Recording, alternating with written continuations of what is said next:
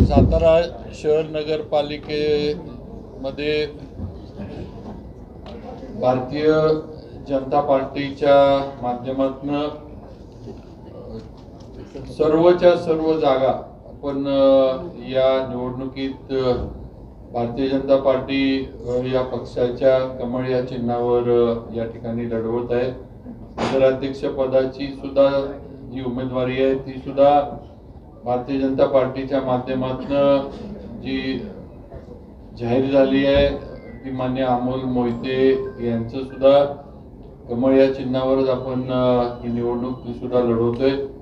त्याचबरोबर आरपीआय बरोबर पण आपण आठवले गट जो आहे जे आमचा युतीतला घटक पक्ष आहे त्यांना सुद्धा आपण एक जागा ही युतीमध्ये किंवा आपल्या शहराच्या याच्यामध्ये दिली आहे। त्यामुळे आरपीआयने सुद्धा साताऱ्यात सुद्धा आणि जिल्ह्यात अशोकराव गायकवाड जे त्यांचे प्रमुख आहेत जिल्ह्याचे त्यांनी पाठिंबा हा भारतीय जनता पार्टीच्या सर्व उमेदवारांना त्यांनी जिल्ह्यामध्ये नुसतं साताऱ्यातच नाही तर जिल्ह्यामध्ये त्यांनी जाहीर केलेलं आहे।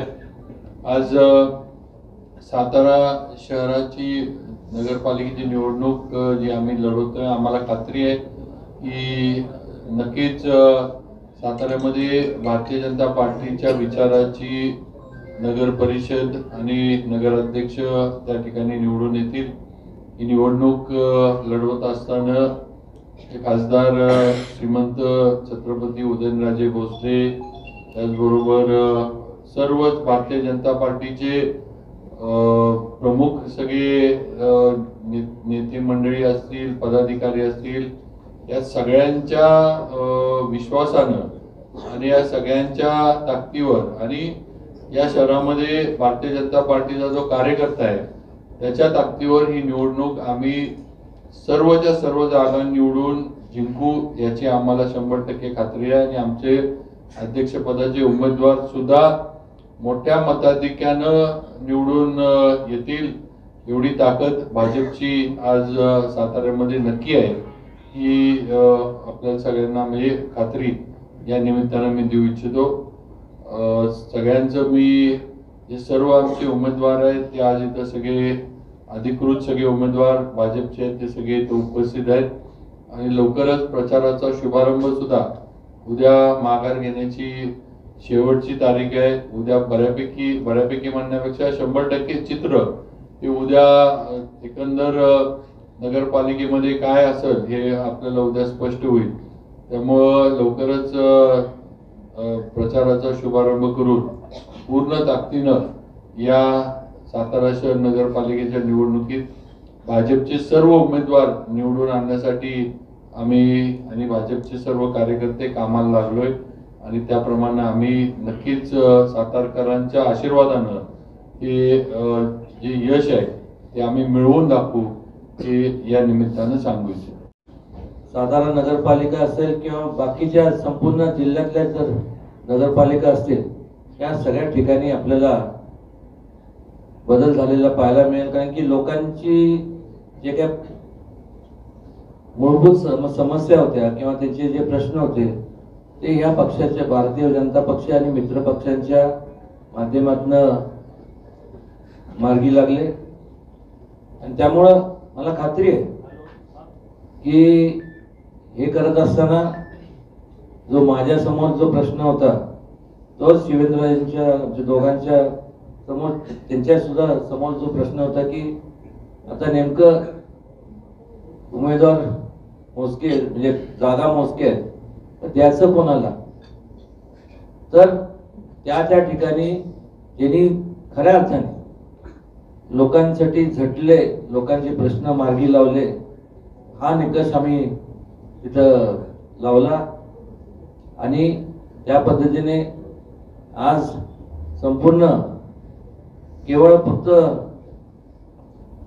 निवडणुका जेव्हा जाहीर होतात त्यानंतर 5 वर्षानंतरच जे लोक 5 वर्षाच्या कालावधीत ज्यांनी कामं केले हा केवळ निकष आम्ही दोघांनी ठरवून तोच निकष आमच्या तो लावला गेला। त्यामुळे मला माहिती आहे की सगळ्यांना तर जागा आहेत 50 आणि त्यात सगळ्यांना इच्छुक भरपूर असतात. माझी कळकळीची विनंती आहे की या ठिकाणी दुजाभाव कोणाबद्दल झालेला नाहीये. त्यामुळं कोणाला असं वाटू नये की मला का नाही, मग त्याला का. निकष एकच होता समाजसेवेचा, तोच निकष लावला गेला आणि त्या पद्धतीने मला खात्री आहे की या पुढच्या 5 वर्षात तुमच्या सगळ्यांच्या आशीर्वादाने केवळ सातारा नगरपालिकेपुरतं मर्यादित मी बोलत नाही, तर संपूर्ण सातारा जिल्ह्यात आपण जर पाहिलं तर एका काळी हा संपूर्ण काँग्रेसचा बालेकिल्ला होता पश्चिम महाराष्ट्रात. आज बदल का झाला, कारण केवळ आश्वासनं त्या काळात दिले गेले, पण ती आश्वासनाची वचनपूर्ती जर कोणाच्या माध्यमातून झाली असेल तर भारतीय जनता पार्टीच्या माध्यमातून आणि मित्र पक्षांच्या माध्यमातून झाली. आणि त्यामुळं संपूर्ण लोकांनी आशीर्वाद दिले आणि संपूर्ण केवळ सातारा नाही तर संपूर्ण पश्चिम महाराष्ट्र आणि महाराष्ट्रात जो बदल झाला त्याचं कारणच ते.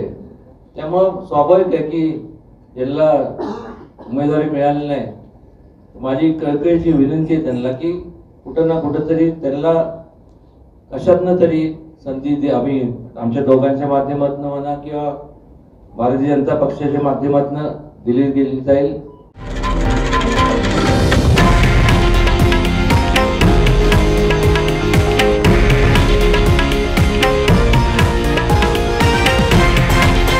हे आहे देशातील नंबर 1 न्यूज नेटवर्क आणि आपण पाहत आहात TV9 मराठी, एकमेव.